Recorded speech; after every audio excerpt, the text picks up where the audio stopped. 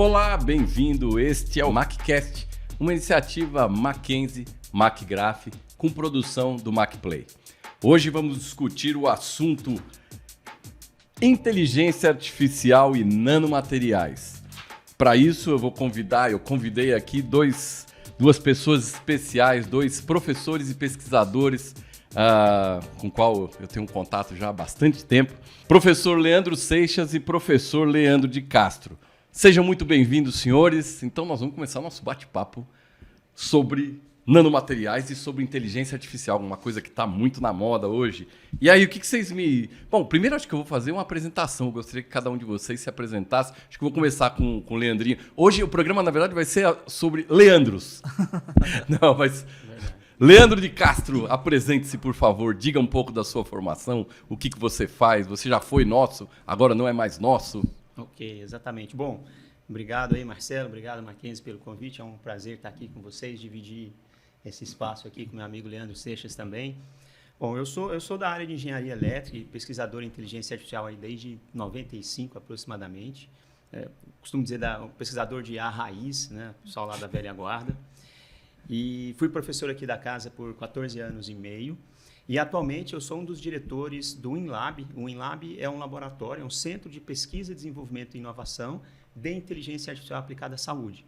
Então eu tenho investido boa parte aí dos últimos meses da minha carreira tentando fazer essa ponte da IA com a medicina e com a saúde. E também sou professor do programa de pós-graduação em tecnologia da Unicamp, lá da Faculdade de Tecnologia de Limeira. Opa, meu Deus do céu. Olha o calibre dos convidados aqui. E aí, Leandro? Então, eu sou Leandro Seixas, eu sou professor do MacGraph, né, desde 2016. Né? Então, cheguei aqui em 2016, estou na graduação na Escola de Engenharia do Mackenzie e na pós-graduação também, na parte de Engenharia de Materiais e Nanotecnologia. Né? E eu tive uma experiência há alguns anos aí de simulação de materiais, simulação computacional de materiais. E recentemente, no último ano, a gente está começando a trabalhar com inteligência artificial também, mas aí aplicada para materiais, né? Só que isso é uma coisa mais recente. A simulação de materiais já faz isso há uns 10 anos, um pouco mais do que isso, uns 12 anos.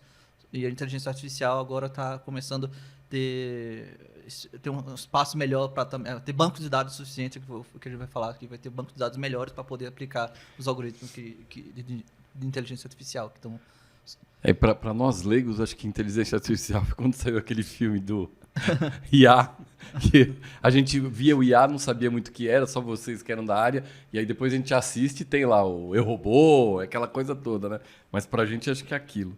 Bom, aí na verdade a gente vai falar de inteligência artificial e nanomateriais, porque esse programa é uma parceria com o MacGraph, né, que é o Instituto de Pesquisa em Grafeno e Nanomateriais, mas não necessariamente nós precisamos só nos ater aos nanomateriais, né? Claro que o caso do Leandro de Castro, a gente tem aí todo um trabalho feito na área de medicina, de IA aplicada à medicina, que vai ser importante trazer para o nosso espectador.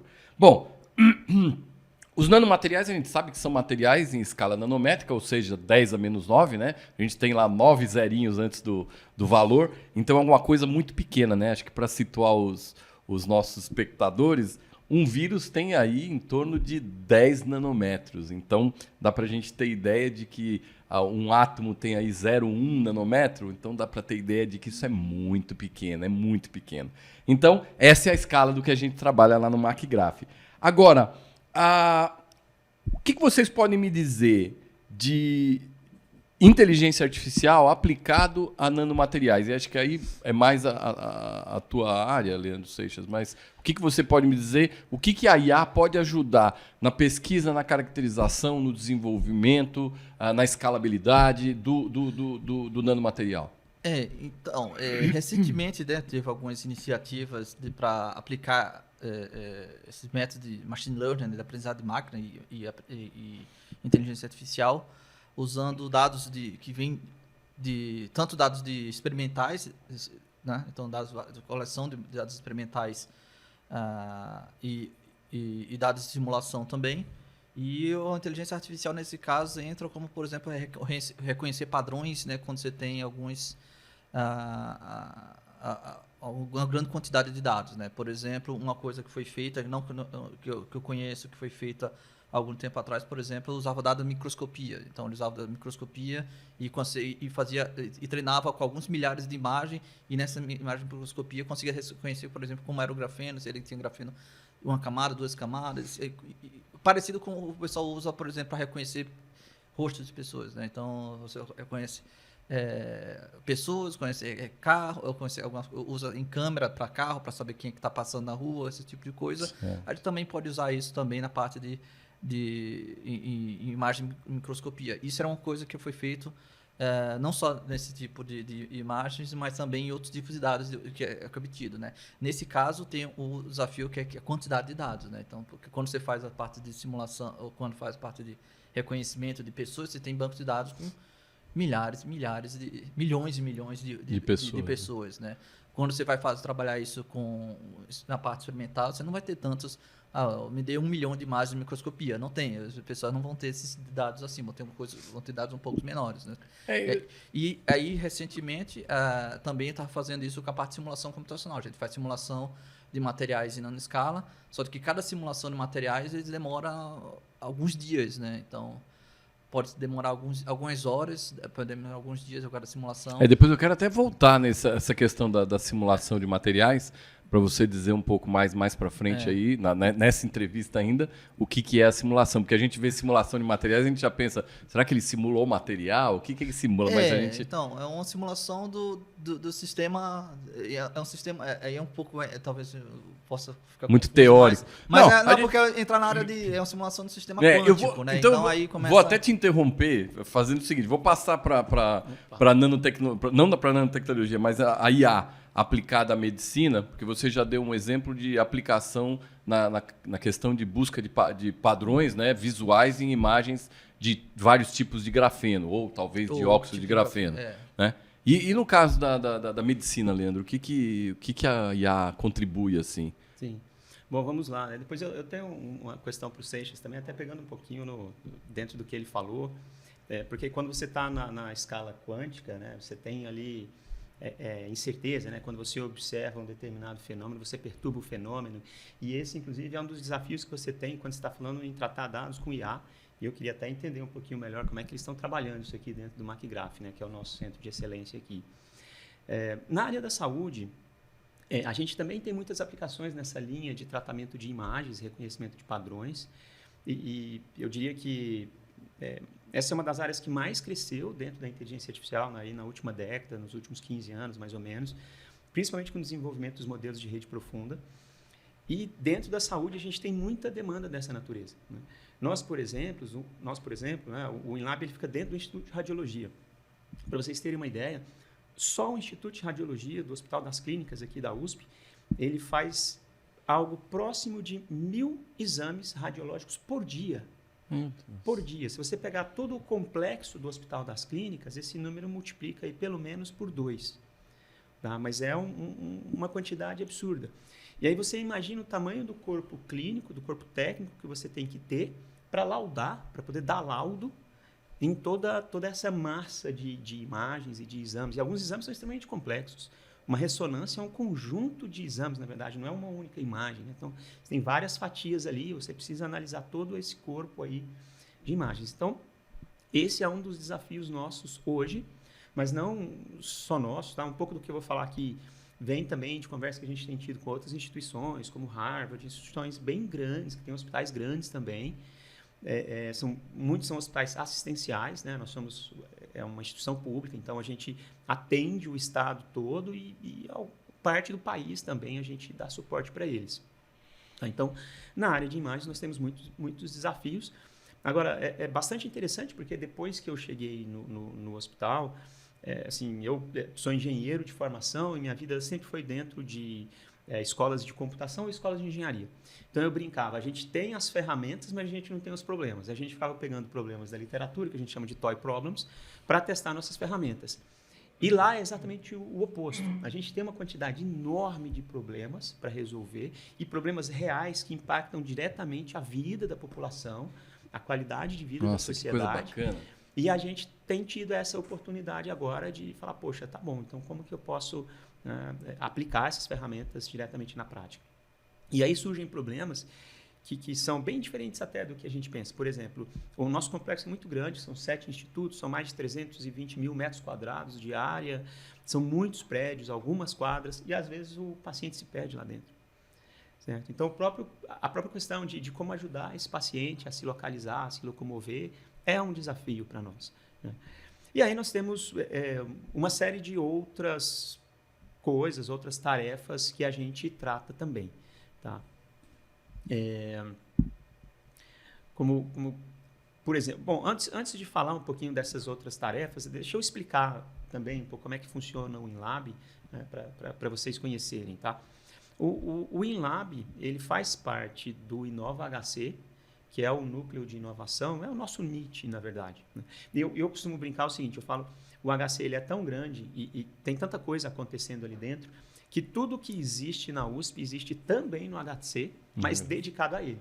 Então, nós temos 2 fundações, a gente tem uma área de inovação própria, então tem uma série a gente tem um núcleo de tecnologia próprio. Então, tudo está lá dentro para suportar aquela estrutura.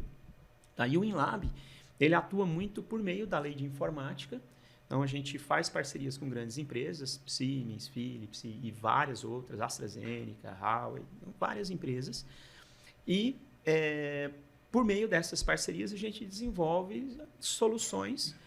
Algumas soluções são demandadas das próprias empresas, outras soluções são demandas internas. Tá? Mas as empresas entram com um fomento de dinheiro para pesquisa mesmo?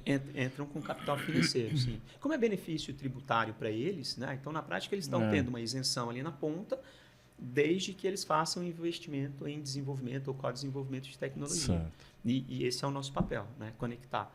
Então, aí a gente conversa, estabelece um diálogo com o corpo clínico. Isso tem sido uma experiência muito interessante também, conhecer um pouco dessa dinâmica da vida dos médicos, e a gente percebe como é difícil também, como eles têm desafios bastante grandes, né? E a gente percebe uma certa mudança, pelo menos assim, eu estou chegando agora, eu não tenho uma visão tão clara de como era antes, mas hoje a gente percebe que a medicina está focando muito mais no paciente, né? Então, fala assim, poxa, como que eu consigo dar um tratamento com uma visão centrada no paciente? Porque, se você for pensar bem, a medicina é uma área extremamente especializada. Então, você tem lá o cardio, você tem as várias especialidades e cada um atua dentro dela. Mas, normalmente, quando o paciente chega lá, um problema dificilmente ele é só de uma área. Né? Ele vem ali, às vezes... Ele é problema, sistêmico, mas ele é sistêmico, exatamente. Intersistêmico.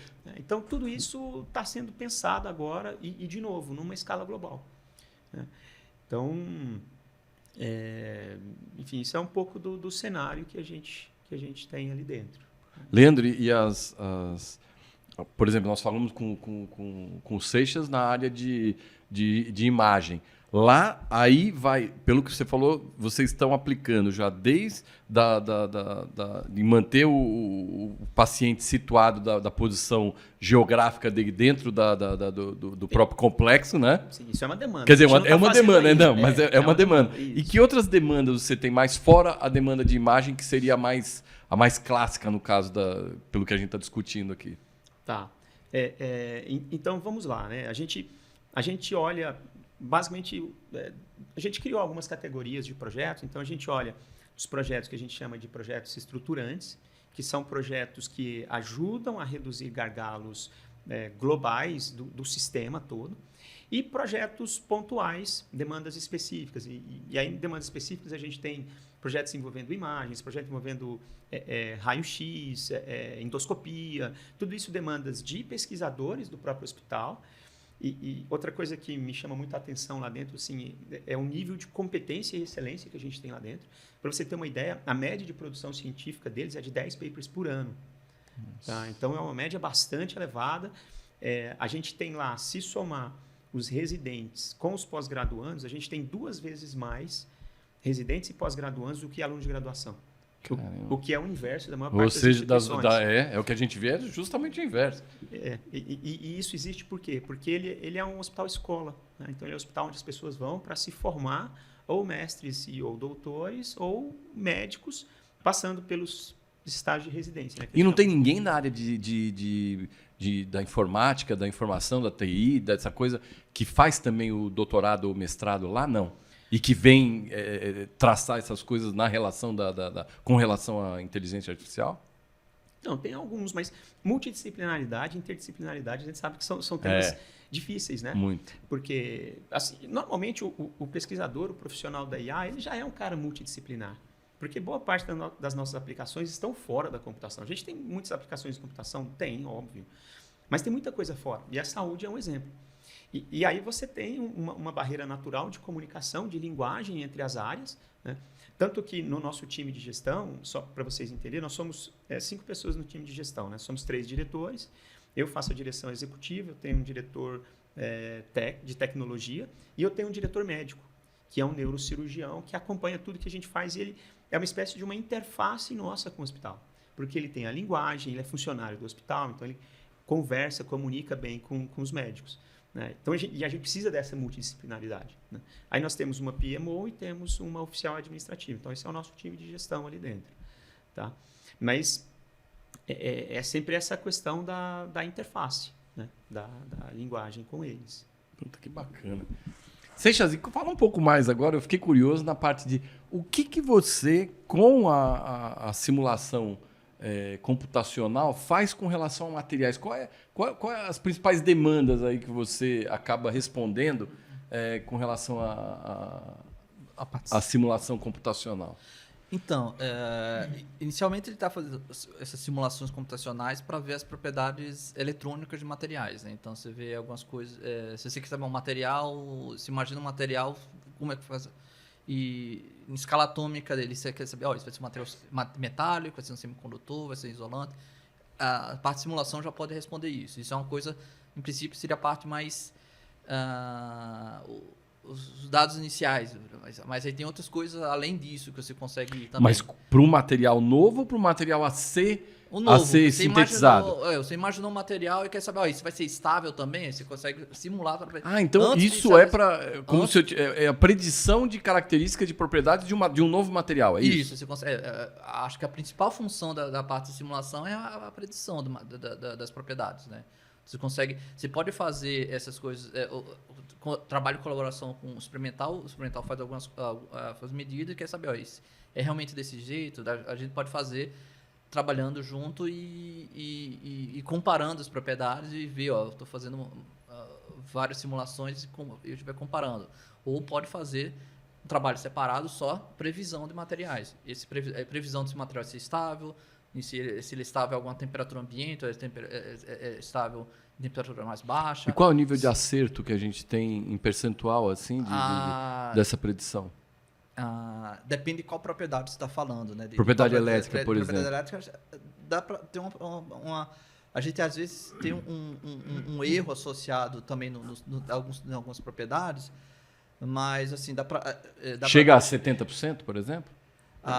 Esse dado é difícil de comparar, mas eu acho que dá para ter uma boa certeza, uma boa previsão. Dá para ter previsão até maior, dessas coisas bem maiores. Principalmente se você não estiver falando de propriedade eletrônica mesmo, porque aí a gente pode entrar para outra coisa. Por exemplo, a gente quer material que é para bateria. Então, você tem íons de lítio que está tendo...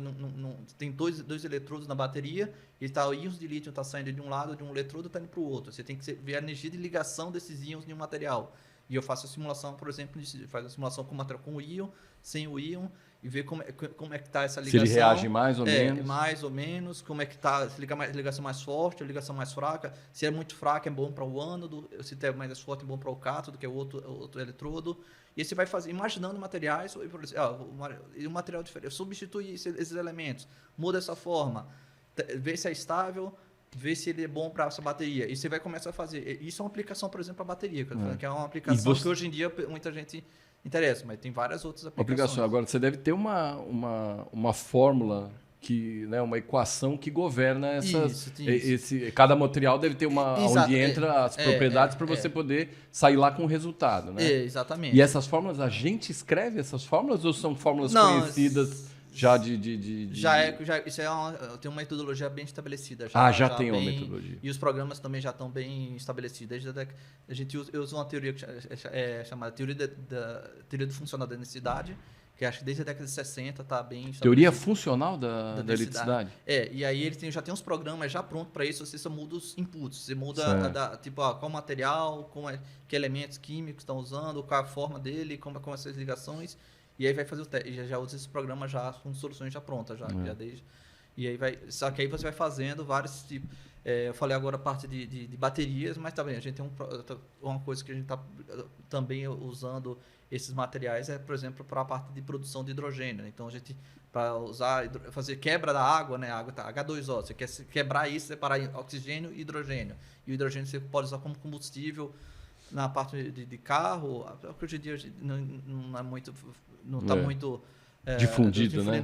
Ainda, mas, por exemplo, você precisa de hidrogênio para fazer amônia, para fertilizante, precisa de hidrogênio para fazer tratamento de aço, e você precisa produzir esse hidrogênio. E aí precisa de um material que a gente chama de catalisador para essa reação.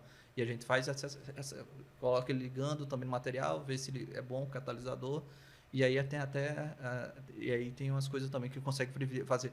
Vai fazer novos materiais, faz uma nanopartícula, faz um fio, faz um material 2D. Você consegue, inclusive, faz substituição de elementos, faz outro material, e vai testando cada um, né, para cada um desses materiais para uma aplicação específica, a gente escolhe. O hidrogênio é um material maravilhoso, mas pena que ele é tão pequeno. Se não fosse o menor diâmetro de átomo, talvez fosse um. Bastante, porque para armazenar ainda é muito difícil, né? O armazenamento e transporte do hidrogênio é muito difícil, né? Então, na verdade, é isso que fez hoje em dia os carros. Muita gente quer ter mais carros elétricos e ninguém quer carro de hidrogênio. Por causa que você não tem posto de combustível para abastecer o carro de hidrogênio. E você não teria que ter os gasoduto também, e essas produção é difícil armazenar. Mas para algumas aplicações ainda é interessante, principalmente o pessoal está querendo, existe mais comentário para fazer para veículos pesados, para você fazer para navio, para fazer para trem, essas coisas assim, que você não precisa ter uma estrutura de posto na cada esquina, você tem específicas em alguns lugares específicos, alguns portos específicos, algumas estações específicas, e até mesmo para avião também. Eu acho que avião com hidrogênio deve ser mais fácil de fazer do que a bateria, porque a bateria é pesada, muito mais pesada. Esse é o grande problema. A gente fala em aviação que o combustível, o avião vai melhorando o desempenho dele, a performance ao longo do voo, porque ele vai ficando mais leve, né? E a bateria não. O que ele gasta não consome peso, ele consome só quantidade de energia ali. A energia é leve, então você decola com a bateria com o mesmo peso, chega com o mesmo peso e é muito pesado. Então, e para veículos leves, assim, para um carro compacto, essas coisas assim, já o peso da bateria já é um peso considerável, mas ok, o pessoal está dentro do esperado. Quando o pessoal quando já estão fazendo caminhões com baterias elétricas, o tamanho da bateria é quase o tamanho da cabine é quase como se fossem duas cabines, né? É a cabine do motorista e das baterias, praticamente. Porque aumentou. E para aviação elétrica, avião elétrico só avião muito pequeno. Você vai falar, um Boeing desses não vai conseguir. Com essa tecnologia atual de bateria, não tem condições, né? Isso realmente é. Eu lembro até, você que está nos assistindo, que é aluno, que é curioso, tem um filme muito importante que fala da mudança de matriz energética, que chama-se. Tem o módulo 1 e 2. Quem Matou o Carro Elétrico. Procure esse filme e assista, porque ele fala, inclusive, da substituição por células de hidrogênio, o preço da célula e a complicação com relação ao transporte e armazenamento desse material, que é o átomo de menor tamanho. Né? Bom, mas aí, Leandro de Castro, me diz um pouco agora sobre inteligência artificial hardcore ali no núcleo, no core da coisa. Como é que surgiu? Qual que é a primeira evidência prática de uso de inteligência artificial que a gente pode ter? Assim? Eu não sei nem lembrar de onde que eu ouvi a primeira coisa. O que é a primeira coisa de inteligência artificial que apareceu? Olha, na verdade, assim, a gente tem algumas discussões que foram ali pioneiras, e que é até bastante interessante a gente voltar nelas, porque, de certa maneira, essas discussões têm sido trazidas à tona hoje debaixo de guarda-chuvas como ética e coisas assim. Né? Então, por exemplo, a gente tem a proposta do teste de Turing, que é uma espécie de um teste de inteligência, que é lá da década de 30, 30, início ali da década de 40, já está aí perto de fazer 100 anos, né? 80 anos. E que o Alan Turing ele simplesmente disse o seguinte: você quer verificar a inteligência de uma máquina, você pega um ambiente, pega uma sala, coloca dentro de uma sala um computador que você quer avaliar a inteligência dele, coloca numa outra sala separada uma pessoa, você espera que ela seja inteligente, né, seguindo os nossos padrões da inteligência humana, e fora dessas salas você coloca um interlocutor dialogando com os dois. O interlocutor não sabe quem é quem. Se esse interlocutor não conseguir diferenciar um do outro, então você pode dizer que essa máquina é inteligente. É claro que ali ele estava falando basicamente da capacidade de comunicação, mas isso é até interessante, porque isso é exatamente o que a gente vê hoje com os chatbots, e o ChatGPT fez esse negócio explodir aí nos últimos meses, né? Porque ele realmente tem essa capacidade de comunicar com a gente de uma forma que a gente não tinha visto antes. Mas quando ele propôs isso, ele estava... Não existiam computadores da maneira assim, digital como a gente tem hoje. Exatamente. Né? Mas já era para... Ele já tinha... Ou ele só teorizou isso? Ele teorizou como uma forma de você avaliar a inteligência de máquina. Então, a inteligência artificial ela nasceu muito em cima de algumas discussões conceituais sobre inteligência. Teve, por exemplo, as leis da robótica de Asimov, que são ali também, faixa da década de 40. Essencialmente, ele fala o seguinte: ele fala que um robô tem que proteger sua própria existência, um robô tem que obedecer à ordem humana, né, desde que essa ordem não contrarie a ordem anterior. Então, tem uma sequência de regrinhas comportamentais para os robôs, que, de novo, é algo que a gente vem discutindo hoje, quando você está falando de ética. Que questão de ética. Existe uma preocupação muito grande, por exemplo, com a robótica militar, né? A aplicação de drones e todo tipo de dispositivo na área de bélica, né? Na área militar. Então, e é por isso que eu falo, né? A inteligência artificial nasceu muito ali com essas discussões mais filosóficas e tal. E nós tivemos também, por exemplo, outras descobertas muito interessantes. O neurônio de McCulloch-Pitts, que foi o primeiro modelo matemático de um neurônio biológico, ele é de 1943. Nossa. O nascimento da disciplina inteligência artificial, ele é atribuído a uma escola, um workshop que teve na Universidade de Dartmouth, nos Estados Unidos, em 1956. Então, essa escola reuniu vários pesquisadores na época, um pouco mais de uma dúzia ali de grandes nomes, Minsky, acho que o Chomsky estava também. E aí esses caras fizeram discussões sobre o que era inteligência artificial. E esses dois eram pesquisadores famosos. Assim. Isso, eles já eram pesquisadores na área, que estavam tentando ali fazer inteligência de máquina. E esse encontro, né, esse workshop lá em Dartmouth, é considerado a pedra fundamental da disciplina inteligência artificial. Mas o nome mesmo, IA, já tinha sido usado algumas vezes, e todas essas discussões mais filosóficas que eu falei também vieram de antes disso. Então, mas tá falando que veio principalmente do Asimov, né? Então veio mais também... Então, Isaac Asimov, mas um deles, né? Um deles. Mas tipo, coisas vieram antes da ficção do que na... Tipo o Júlio Verne também, falando do submarino, falando às vezes... O Asimov, inclusive, nunca foi assim um grande pesquisador em IA. Você olha, ele não tem produção em IA, não, mas ele lançou aquela pedra ali, né, e trouxe essa Mas você vê discussão. que até hoje a gente usa, então, né, essas leis de Asimov, a gente usa ainda como um balizador, como balizador. Ali, né, de até onde a IA pode ir. Né? Essa questão ética quando começa a beirar a questão do carro autônomo, né? Se um carro autônomo atropelar alguém, você processa quem pegou o carro autônomo, você processa a empresa ou a empresa que faz, né? A Google da hora, né? A Google que fez, então ela que vai ser processada. Quer dizer, gera uma dicotomia ali, gera uma... Nesse sentido também está falando dessas discussões filosóficas que já teve lá. Também na nanotecnologia a gente está falando que também começou com o Feynman em década de 50. O Feynman nunca tem um trabalho em nanotecnologia. Ele só fez uma provocação em um seminário na Caltech, acho que 53 ou 56, uma coisa assim. Mas ele mesmo... Mas ele provocou o quê? Ele estava numa palestra e o pessoal estava... Eu não lembrar o contexto da palestra, mas foi quando ele começou a falar de colocar a miniaturização em escala atômica e ele começou a falar de nanorobô. Isso em 56, né? Mas então, é só uma ideia Ninguém sabia o que seria isso e hoje em dia Você vê hoje... nem tem também. Nanorobô não é só coisa biológica, na verdade. O pessoal chama de nanorobô você está controlando uma bactéria para fazer o que ela quer, mas é mais ou menos esse tipo de coisa. Bom, mas eu descobri há pouco tempo atrás, lá no MacGraph mesmo, que existem nanolâminas, né? Quer dizer, nanolâminas que podem cortar mecanicamente uma bactéria ao meio. Quer dizer, você pensar que tem um material, um grafeno qualquer, que dependendo como está a propriedade de borda dele, consiga traçar romper ao meio uma bactéria, é loucura, né? Nanomaterial é uma coisa que realmente me deixa... Mas quando vai ver essa história, sempre tem algumas vezes o pessoal discutindo de forma mais uma palestra mais aberta, algum evento, e acaba tendo... Mas às vezes não essas pessoas que realmente fazem, né? Você vê, eu lembro que já tinha visto isso, nanotecnologia começou... Primeira coisa, falando... Quem falou nanomateriais faz mais ou menos na década de 50, 56, se eu não me engano.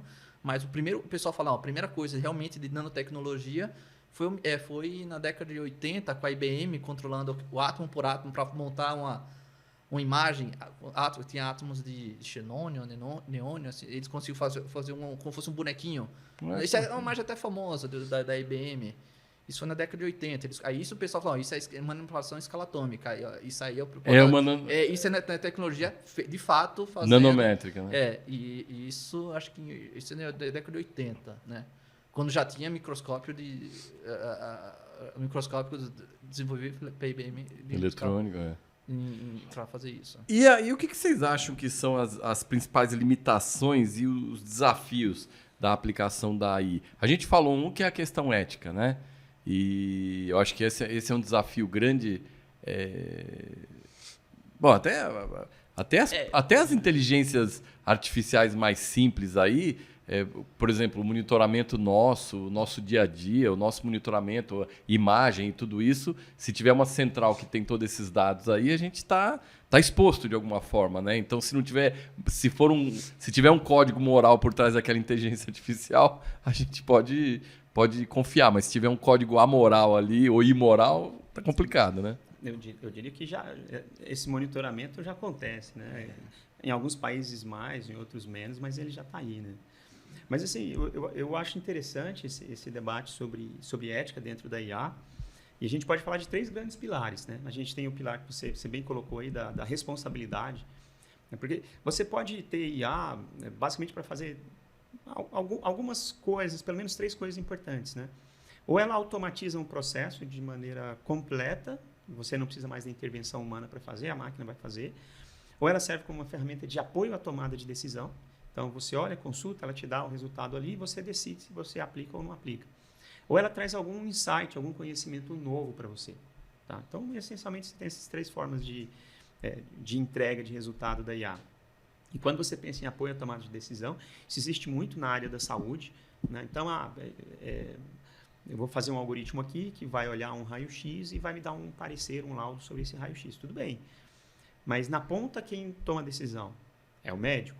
Bom, se é o médico, quem é o responsável, né? Então, essa questão, né, do accountability, né, da responsabilidade, é um pilar importante da ética. O outro pilar é o viés. E eu sempre falo, gente... um dos diferenciais da inteligência artificial em relação a um software convencional é que ela aprende a resolver um problema ou interagindo com o ambiente, né? Vai interagindo, errando e vai melhorando cada vez mais, ou você fornecendo dados históricos, ela vai pegar aqueles dados, aprender por meio deles e começar a dar resposta com base naquela história. Mas imagina o seguinte, imagina que, sei lá, você é um juiz de um tribunal, pensa um tribunal do trabalho, e você tem um viés. Seja para que lado for. Seja para que lado for. Se você pegar esses dados para treinar a máquina, não tem como você querer que a máquina não seja enviesada. Porque você está ensinando ela de forma enviesada. E é assim com os nossos filhos. Você ensina seus filhos, você passa para ele aqueles seus princípios, valores, aquilo que você acredita. Algumas coisas ele traz de fora, ele aprende com o ambiente. Mas se você pensa numa inteligência artificial que ela está sendo treinada especificamente com um conjunto de dados, então o viés é inevitável. E como que você trata isso?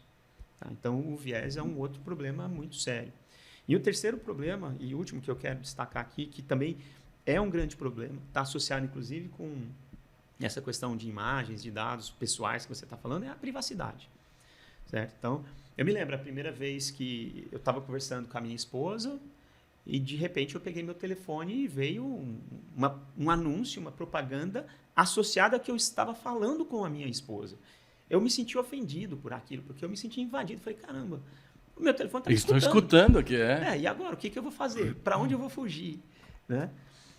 Então, a privacidade é uma questão muito, muito séria também, que está sendo tratada, né, no âmbito jurídico, mas também no âmbito técnico. E aí eu gostaria até de exemplificar com um projeto muito importante que nós temos lá no InLab, que é um projeto em parceria com a Siemens e com o Cietec, lá de Santa Catarina. A gente está desenvolvendo uma plataforma de uma tecnologia de IA chamada aprendizagem federada, ou aprendizagem federado, né, que é o Federated Learning. E qual que é a ideia? A ideia é a seguinte: para você manter a privacidade dos seus dados, você treina os modelos que você quer treinar localmente, e ao invés de você compartilhar dados e montar um banco de dados centralizado, que a gente chama de Data Lake, lá na IA, cada um fica com o seu banco de dados. Então, por exemplo, o Einstein tem o dele, o Oswaldo Cruz tem o dele, o HC tem o dele, e cada hospital tem o seu banco de dados. Você treina os modelos localmente e depois você compartilha os modelos.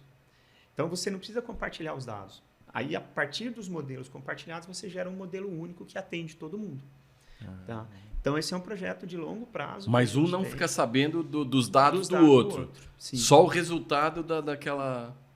Exatamente. Até porque o dado de saúde é um dos dados mais sigilosos que tem. Então, dado para nós é algo extremamente importante e delicado.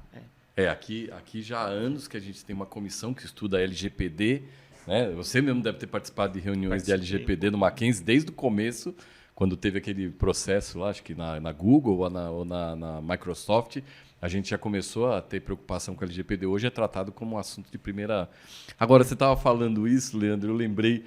Eu não sei se eu li isso, onde é que eu vi que o pai conversando com o filho e o filho falou: pai, então você não tem medo do governo estar pegando dados nossos? E o pai falou: não, filho, também não é assim. Eu acho que a gente está protegido de alguma forma. Aí o meu filho riu, eu também ri, a Alexa riu. Né? Alexa, ou seja, né, a gente está criando cada vez mais elementos em casa que a gente não sabe. Eu mesmo, eu estava pesquisando roupa de cama. E eu não sei se eu pesquisei ou se eu falei o que foi, mas já toda coisa que eu abro, Instagram, Google, aplicativo da Porto Seguro, sei lá, e vem com roupa de cama, né? Quer dizer... Mas vai ter o benefício também, tá? Porque, por exemplo, eu espero o dia que eu não preciso mais preencher minha declaração de imposto de renda. O cara puxa tudo lá, eu só dou visto e faz pronto. Tudo. Mas tem outra coisa também, que é a parte ética, que o pessoal também está bem preocupado hoje em dia, né? Que é com a consequência disso na sociedade também, né? Tipo, a empregabilidade. Empregabilidade. Toda tecnologia, às vezes, muda isso. Mas o problema é que, às vezes, o pessoal está falando que isso pode ser abrupto demais, né? De um ano para o outro, meses para o outro, e empregos demais. Aí fala...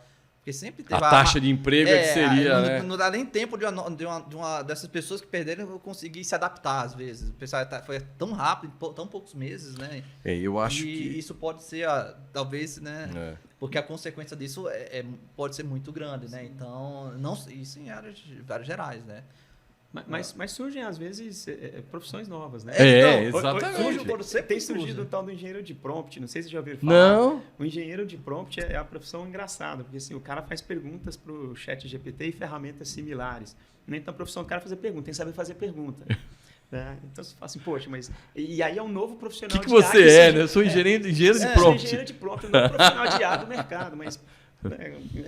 eu li no Estadão que o ChatGPT já trouxe uma série de profissões a reboque em função da criação, né? Sim. Quer dizer, agora, essa coisa da taxa é importante, né? Eu acho que daqui para frente, a gente já está vendo isso desde da informática estando mais desenvolvida.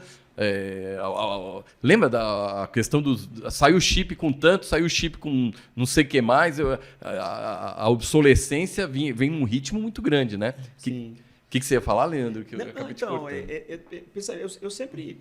Faz algum tempo que eu gosto de trazer essa discussão para a mesa, mas uma das coisas que eu falo também é a seguinte: como que a gente se adequa a nova realidade da nossa profissão, né? Então, eu pego, por exemplo, eu gosto de dar um exemplo. Eu morei muitos anos em Santos e eu gosto de dar o exemplo do estivador. Se eu perguntar para meu filho tem 16 anos, se eu perguntar para ele, filho, tu sabe o que é um estivador? Ele fala, não, pai, o que é um estivador? Estivador era aquele cara que desembarcava o navio. E se você olhar, se você passear ali na avenida em volta do Porto de Santos, você vai ver um busto gigante de um estivador com 1 ou 2 sacos imensos, provavelmente com no mínimo 50 quilos cada um nas costas. Esse era o papel do cara. E esse cara sumiu. Mas quem que entrou no lugar do estivador? O guincho, o guindaste de pátio, o guindaste ali. Só que esse guindaste ainda tem alguém que controla ele. Então eu falo... Tem um operador, né? Tem um operador. Eu falo, esse operador é o profissional que evoluiu a partir do estivador. É claro, não cabe todo mundo, porque você troca 1.000 estivadores por um guindaste. Ou, sei lá, 10.000 estivadores por um guindaste. Certo? Mas se você pensar a nossa própria carreira de pesquisador e de docente, ela tem sido transformada. Tem. O próprio EAD, né? O próprio EAD.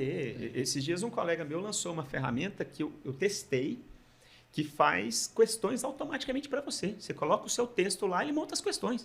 Eu falei, que maravilha. Eu ficava horas elaborando provas e questões. Cara, da ordem de segundos, assim. Ele fala lá, em menos de 1 minuto você vai ter as questões prontas. E você faz questões, confere. Beleza, está aqui pronto minha prova. Então, assim, esse tipo de coisa... E aí a pergunta é, tá bom, e como nós nos adaptamos a esse novo contexto? Eu tenho usado muito mais ferramenta do que eu usava antes. Bom, eu tenho usado o ChatGPT, assim, semanalmente, para muitas demandas. Eu não sei se vocês... Eu também. Às vezes, agora eu também estou usando também um pouco mais, né? Mas eu acho até... O próximo ChatGPT aí, o 4... o 4 deve ser violento, né? Eu até pedi alguns artigos numa área que eu estava pesquisando, agora não sei o que era, se era nanomateriais ou se era o próprio grafeno. Falei, me dá notícias sobre acho que era nanomateriais, tal, mais recentes.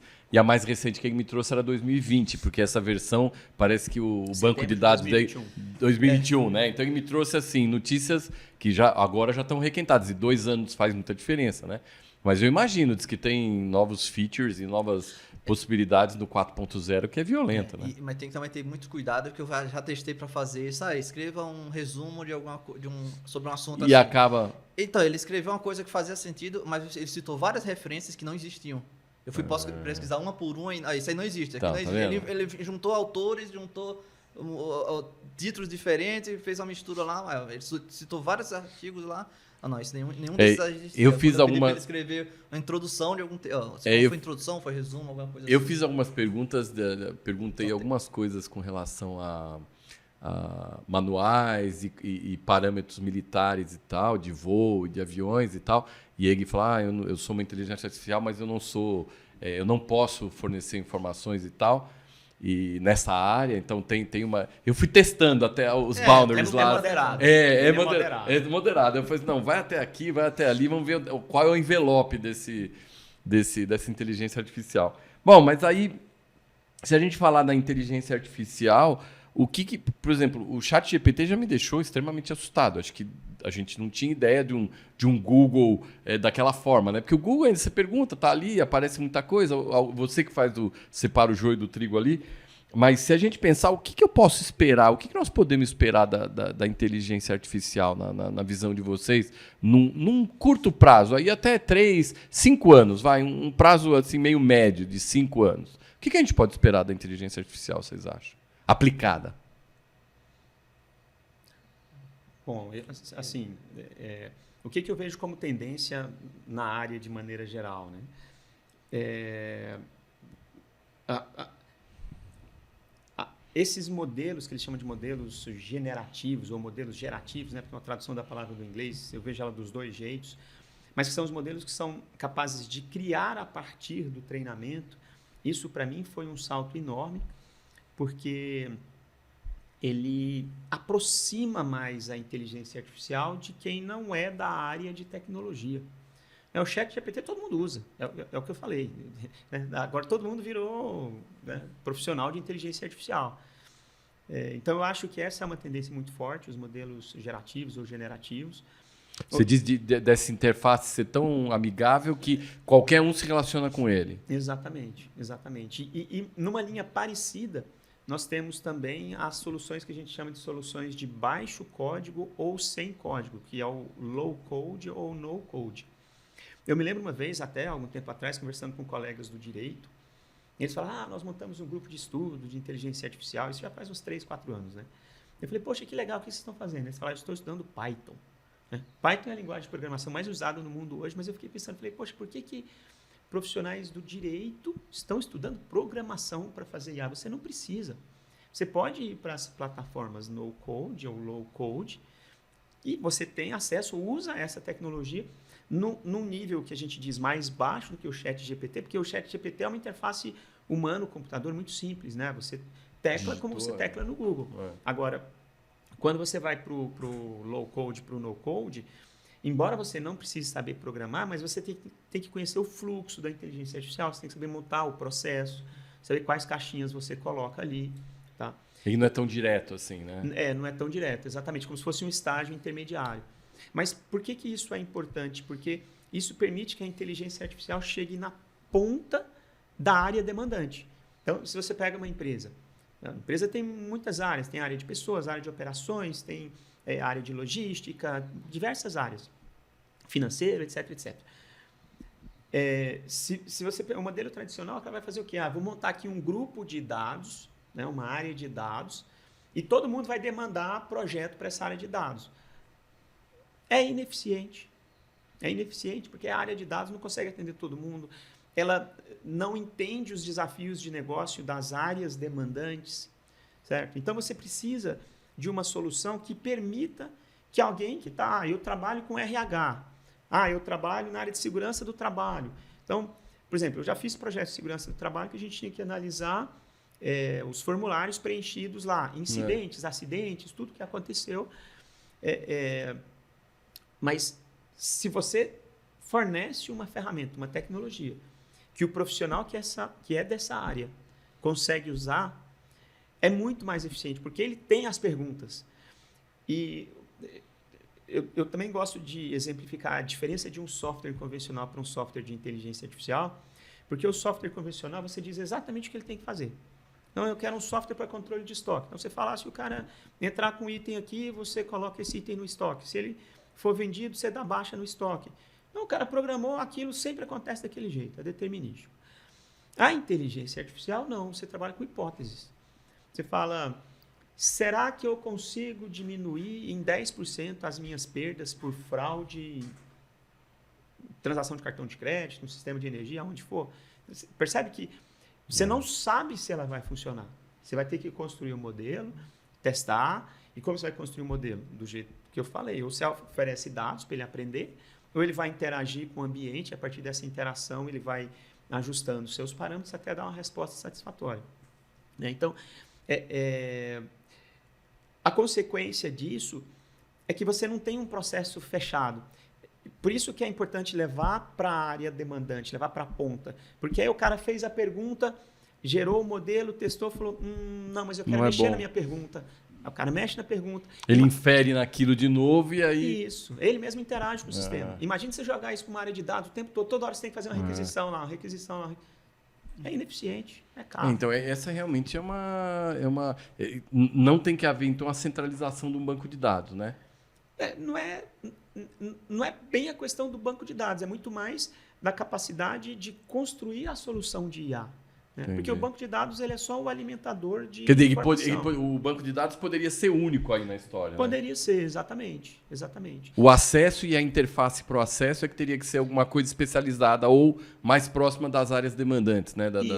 Isso. Das Você demandas, põe em cada né? área. Imagina, que coisa maravilhosa. Nossa. Né? Você tem o coordenador, por exemplo, pensa num coordenador de curso, ele é capaz de aplicar uma técnica que consegue identificar um aluno que está com dificuldades. É óbvio, você olha a nota é simples, mas como é que você faz o diagnóstico, né? Diagnostica aquele problema. Tá? Então, hoje, o coordenador, de maneira geral, não tem essa expertise. Né? Bom, então, e se eu puder pensar, são dois assuntos que eu acho que falta para a gente encerrar. O primeiro deles, para o nosso espectador, que muitos deles são alunos, talvez de colegial, de graduação, onde é que eu posso buscar uma formação? Quer dizer, a gente falou em multidisciplinaridade, de equipe multidisciplinar, né? Porque hoje é muito importante isso, mas se eu falar aqui, qual é o mainstream da formação de um profissional da área de inteligência artificial hoje? Bom, falando de maneira geral de formação, interdisciplinaridade, eu tenho visto muitos cursos híbridos, por exemplo. Eu tenho visto muito curso de administração que tem uma parte de IA ou dados, né? Porque o pessoal separa um pouquinho a parte de ciência de dados da parte de IA, embora eu costumo dizer que IA é o guarda-chuva maior, né? Ciência de dados é uma sub-área ali dentro, mas é sim uma especialidade. Então eu vejo que esse hibridismo é bastante importante e é uma alternativa para quem não quer ser só tecnologia. Porque antes, ou se você queria ser tecnologia, você ia para engenharia, para computação e as várias vertentes, né? Sistemas de informação, ciência, etc. Mas agora não. Agora você tem programas que são programas híbridos. E aí sim, esses programas, como programas de graduação mais amplos, aí dá para você ter cadeiras de programação, de engenharia de software, que são mais tradicionais da área de tecnologia. Tá? Então, eu acho que esse é um caminho interessante. E você, Leandro Seixas, o que você acha da formação? Porque você tem formação em física, né? Eu sou físico. Você é físico. Minha formação é Mas você trabalha física, com mestrado IA, em né? física, doutorado em física. Quer dizer, você é um usuário de IA, né? Isso, então, no meu caso é isso. Eu sou eu acho que aqui a gente tem alguém que programa IA e alguém que é um usuário. Né? Então, agora a gente também está programando IA também, né? Então, a gente está trabalhando com a parte de programação de IA também, né? Então, mas não é justamente aquela parte, né?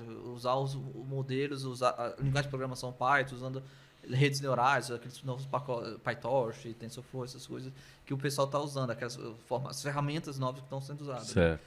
Mas assim, a gente já faz isso aplicado num problema em física, no caso, um problema em nanotecnologia, nanomateriais. Então aí é o caso que o Leandro comentou de você ter um profissional de uma área para fazer a programação ou para fazer o uso daquela ferramenta para a área, né? Por exemplo, a gente tem um projeto recentemente aprovado da FAPESP que é justamente usar isso, a aplicação da inteligência artificial em nanomateriais, né? E nesse caso a gente está focando em mais nanopartículas e fazer reconhecimento de padrão e para poder estender isso, né? A gente por exemplo, estava fazendo com nanopartícula que tinha apenas 13 átomos, que é nanopartícula de menos de 1 nanômetro. Só que aí eu fui fazer substituição de 5 elementos químicos que poderia ter e a gente tinha 1 bilhão de combinações. Porque a parte combinatória tem a parte de explosão combinatória que explode muito rápido. Eu consegui... Mas a análise combinatória desses 5 átomos só dava... De 5 tipos de elementos... de 5 tipos de elementos. Nessa partícula já dava 1 bilhão e alguma coisa. E a gente não tinha condições de... Não dá para fazer isso, não faz sentido fazer isso. Só que a gente só faz alguns milhares, né? Que ainda assim é factível, dá para fazer, aprende o padrão e consegue estender agora para... Agora, se a gente quiser imaginar um material novo e faz isso. Seria uma ampliação de dados, né? Você pega aquilo e amplia os dados para uma população maior. Aí eu estava até eu estava comparando nisso com um jogo de xadrez, né? Que o jogo de xadrez, o pessoal fala, quantas possibilidades do jogo de xadrez existem, né? Existem, se não me engano, 10 elevado a 40, 10 a 60, uma coisa assim. Só que se você vai treinar um computador para jogar xadrez, você não vai fazer todas as possibilidades. Você tem alguns milhares, ele aprendeu e consegue jogar o xadrez e chegou lá e ganhou, né? Você consegue fazer isso para ganhar, né? Desde o Deep Blue, né? Acho que é 90 ou 2000. É 90, né? 90. Yakov, como é que era? Gasparov e o Deep Blue. Então, desde que ele tem isso, então a gente vamos fazer uma coisa... não vamos fazer 10 elevado a 40, 10 elevado a...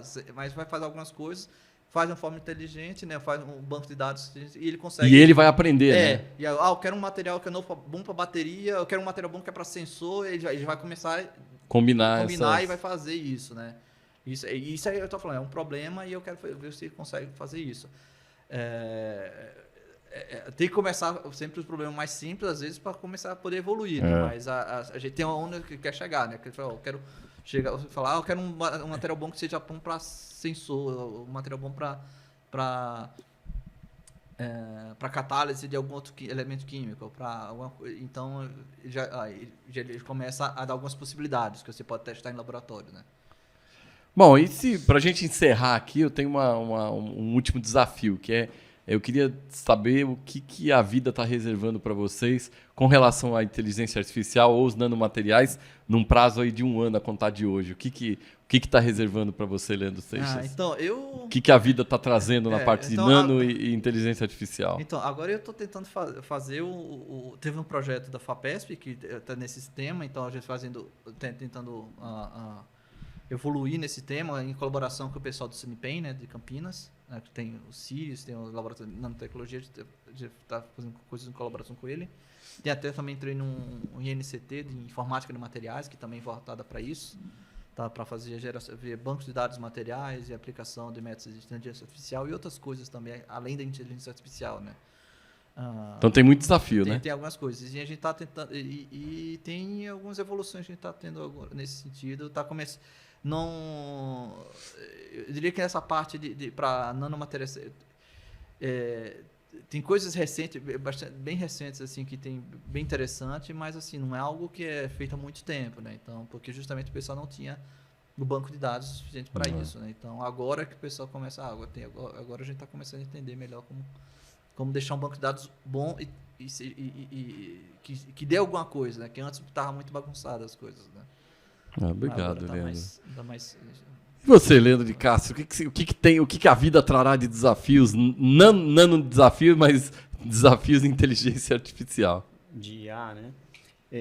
Assim, a gente também tem lá dentro do INLAB, a gente tem o Centro de Ciência, Tecnologia e Inovação em IA aplicada à saúde, que é financiado pela FAPESP, em parceria com a Siemens. É um projeto de 5 anos, começou em junho do ano passado e vai até 2027. E é um projeto bastante grande, envolve várias instituições brasileiras, Unifesp, Unicamp, USP, Federal do ABC, o CTI, IPT, PoliUSP, enfim, Universidade de Cincinnati. Então tem muita gente, um projeto bastante amplo, e aí a gente está investigando as coisas mais diversas. Na área médica? Tudo na área médica, e aplicada à saúde, né? Eu estou mergulhado nesse tema aí, de fato, né? Numa perspectiva mais pessoal, eu tenho investigado um pouco como que essas novas formas de aprendizagem podem ser trazidas para dentro da computação natural. E a computação natural é uma sub-área da IA, que eu trabalho já há muitos anos, que aproxima a computação da natureza, de algumas formas. Por exemplo, a gente sabe que nós temos na natureza vários fenômenos que resolvem problemas. A gente sabe que a formiga encontra o caminho mais curto entre o ninho e a fonte de alimentos. A gente sabe, por exemplo, que o nosso cérebro é capaz de pensar, processar informação.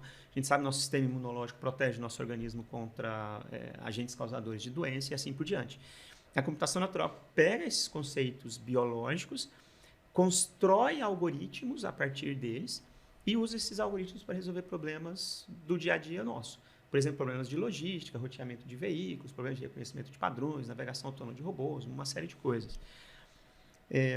Só que muitas dessas novas formas de aprendizagem, como eu falei aqui, aprendizagem federada, a gente tem outra aprendizagem que é a aprendizagem por transferência, o transfer learning, usa muito nesses modelos de redes profundas, que a ideia é assim, tem coisas que nós vamos aprender que a gente não aprende do zero. A gente aproveita um conhecimento que a gente já teve. Por exemplo, sei lá, eu sei tocar piano. Então, em princípio, é muito mais fácil aprender a tocar guitarra do que alguém que nunca tocou nada, porque você tem lá o conceito da música e tudo. Né? Então, eu quero trazer esses conceitos para dentro da computação natural e ver como que alguns algoritmos de computação natural operam ali. Né? E aí tem um conjunto de aplicações também que eu tenho bastante interesse na área de administração, na área de finanças. Né? Porque eu lembro que é um dos seus... Assim, é um hobby tecnológico, né? Exato. Eu gosto de muitos temas, gosto muito das aplicações de maneira geral. Né? E falando uma perspectiva mais pessoal, e talvez até deixando um pouquinho aqui para a nossa plateia alguns pontos de atenção e algumas reflexões, né? Eu mesmo sendo um profissional há tantos anos e já com uma certa maturidade, eu tenho me perguntado muito e tentado entender como fica a a nossa carreira e as nossas entregas diante de um cenário onde você tem muitas ferramentas que geram conteúdo. Esse é o grande O excesso encanto, de conteúdo. Né? o grande encanto dos modelos geradores ou generativos, né? Que assim, eles estão gerando conteúdo para a gente. Falando, mas tá bom, mas de quem é a propriedade intelectual disso? Até que ponto eu posso usar? Né? Então, esses dias eu estava dando uma analisada numa universidade e eles têm ferramentas que detectam se o texto que o aluno entregou foi feito pelo ChatGPT ou ferramentas similares. E eu fiquei me perguntando, poxa, mas como que a ferramenta consegue detectar isso? Porque se você fizer a mesma pergunta N vezes para o ChatGPT, ele vai te dar N respostas diferentes. Então, ele está, de fato, construindo.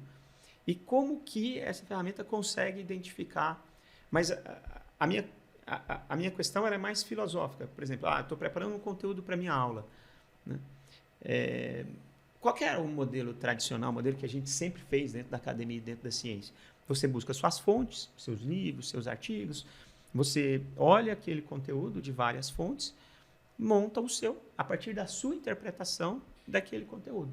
E aí você tem todos os problemas de plágio, o que você pode citar, como, quantidade para não ser considerado plágio, etc, etc. E você trabalha. Agora, quando você tem um modelo gerador...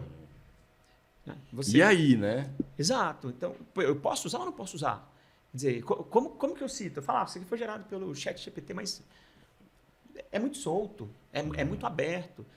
Então, isso é algo que eu tenho pensado um pouco numa perspectiva mais profissional mesmo. Eu falo, poxa, tá bom. Essas ferramentas têm sido super úteis, têm me ajudado, têm acelerado o meu trabalho de uma forma muito grande. E a gente nem tocou aqui numa questão que hoje, e eu, assim, fiquei e estou muito surpreendido com a capacidade dessas ferramentas de gerar código. Cara, é impressionante. Não apenas gerar... Você pede um código, ele gera o código, Sim, né? E ele explica o que o código faz. Se você pega um código seu, coloca lá e pede para ele, ele corrige. Você pede para ele, explica o que o código faz, ele explica o que o código faz. Então, assim, é impressionante. Né? E aí, de novo, fica a questão, né? Como é que fica a autoria, como é que fica essa área de desenvolvimento. Então, isso é algo que tem passado na minha cabeça. Né? Eu estou acompanhando. Eu tenho visto também, nesse último ano que passou, né? Eu tenho olhado muitas instituições pelo mundo para entender um pouquinho como que a IA está sendo tratada e, de fato, a discussão da ética ela está muito forte. Né? Então, eu vi muitos grupos procurando pessoas para trabalhar nessa área. Outra área importante, a explicabilidade da inteligência artificial. Né? Porque tem gente que fala, vocês já devem ter ouvido falar do modelo caixa preta. Uhum. Né? Então, a rede neural é uma caixa preta. Você põe, usando uma metáfora, põe porco, tira salsicha. Né? Então, você põe uma coisa, tira outra, mas você não sabe o que acontece O que está ali dentro, né? O que está ali no meio. E às vezes, eu tenho minhas questões filosóficas que são as seguintes. Falo, poxa, mas até que ponto eu preciso saber? Até que ponto eu preciso explicar como que eu mesmo tomo decisões? Porque às vezes a gente toma decisão que você não parou muito para pensar sobre ela. Você tomou aquela decisão. É como se perguntasse o método que a calculadora fez um cálculo mais difícil que você pôs ali. Não, ela dá o resultado, né? Sim. Não interessa a gente saber muito Sim, exatamente. como é que ela articulou tudo, né? Então, a explicabilidade da IA é uma outra questão que está aí na mesa, que tem me chamado a atenção. Não é uma linha que eu entraria como pesquisador, mas, enfim, acho que é um ponto interessante para a gente estar atento também. Bom, gente, foi assim, um super prazer tê-los aqui. O Leandro Seixas eu ainda vejo sempre. Você, Leandro, a gente privou muito tempo, né? Fomos da reitoria por anos aí juntos.